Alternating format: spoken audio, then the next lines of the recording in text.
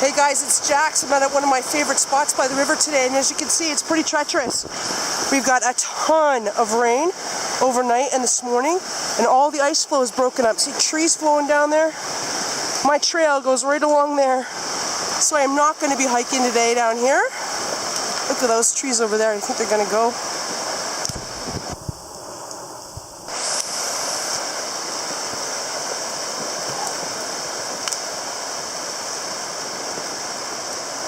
I wish I got it on video. This really picked up as I was here. There's a little heavy flow, but look at that. That's dangerous right there, man. There go those trees. Wow. Wherever you are and whatever you're doing today, I hope that you're warm, I hope you're dry, and I hope you stay safe. Stay away from creeks and rivers. Ooh, after the rain. Look at that. Wow.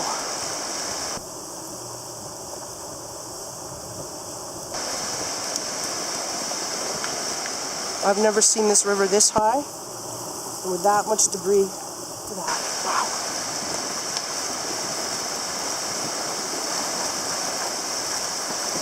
That's amazing.